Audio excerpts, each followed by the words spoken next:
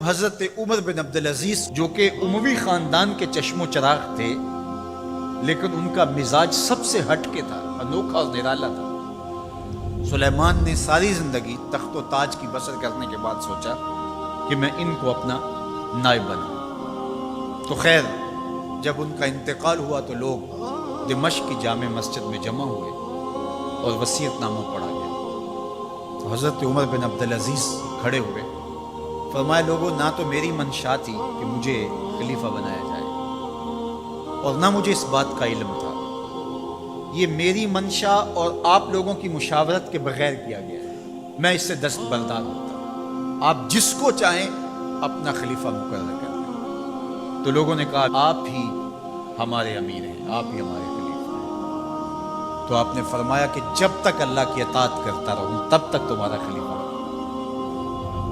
اور پھر آپ نے حکم نامہ جاری کیا کہ میری جتنی جائیداد ہے ساری بیت المال میں جمع کر دی جائے، اور جتنے بھی اموی شہزادے تھے ان کی جائیدادیں جو لوگوں کے ضبط کی ہوئی تھی سب کو بحق صدقات ضبط کرنے کا حکم نامہ جاری کیا۔ مسجد سے باہر نکلے تو آپ کے لیے شاہی سواری لائے گی، فرمایا میرا خچر کافی ہے میرے۔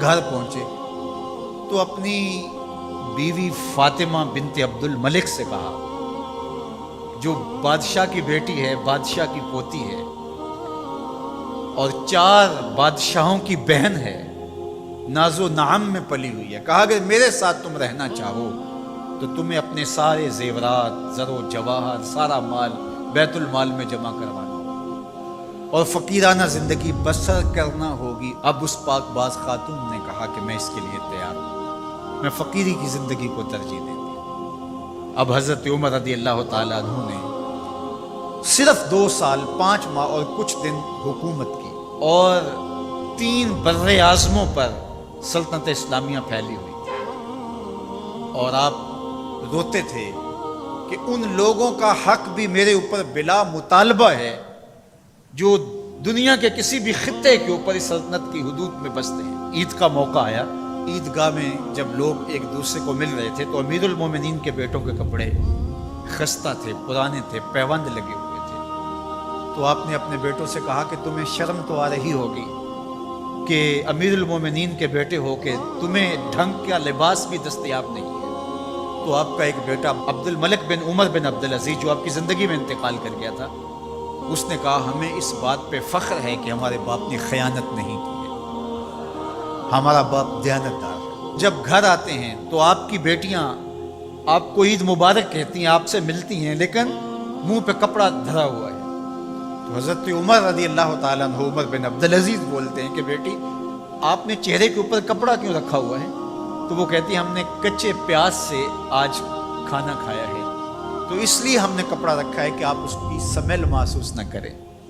تو حضرت عمر بن عبدالعزیز رو پڑتے ہیں اور فرماتے ہیں کہ کس باپ کا جی نہیں چاہتا کہ میری اولاد آسودہ ہو، لیکن میں آخرت سے ڈرتا ہوں۔ حضرت عمر بن عبدالعزیز رضی اللہ تعالیٰ عنہ کے 2 سال 5 ماہ اور چند دنوں کے اندر ایسا عدل پھیلتا ہے کہ لوگ کہتے ہیں ہمیں لگتا تھا آسمان اور زمین کے درمیان ترازو گاڑ دیا گیا ہے، ہر شے پوری پوری تولی جا رہی ہے، اور اتنی خوشحالی آتی ہے، اتنی خوشحالی آتی ہے، لوگ زکوٰۃ کے پیسے لے کے نکلتے ہیں، کوئی زکوٰۃ لینے والا نہیں ملتا۔ ایک علاقے کے لوگ حضرت عمر بن عبدالعزیز کو خط لکھتے ہیں کہ حضرت زکوٰۃ کا کیا کریں؟ فرمایا غریبوں کو دے۔ کہا کوئی غریب رہا ہی نہیں۔ تو کہا کہ اچھا آپ اس طرح کریں کہ جن کی شادیاں نہیں ہوئی ان کا مہر ادا کر کے شادیاں کروا دیں۔ تو وہ جواب میں لکھتا ہے یہ بھی ہو چکا۔ تو کہا لوگوں کو قرضہ دے دیں۔ کہا کسی کو قرضے کی ضرورت ہی نہیں ہے۔ تو پھر فرماتے ہیں اچھا غیر مسلموں کو قرضہ دیں تاکہ وہ کھیتی باڑی کر کے زراعت کے کام کو بڑھائیں۔ یہ عمر بن عبدالعزیز کا عدل پھیلا، نور پھیلا، روشنی پھیلی۔ شہزادگی کی زندگی سے ایک دم اپنے آپ کو ایک چھوٹے سے کٹیا کے اندر محدود کر دیا۔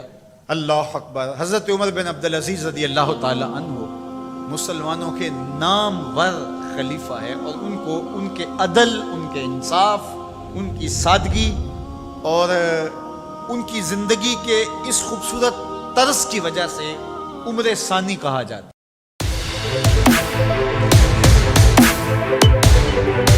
ہے.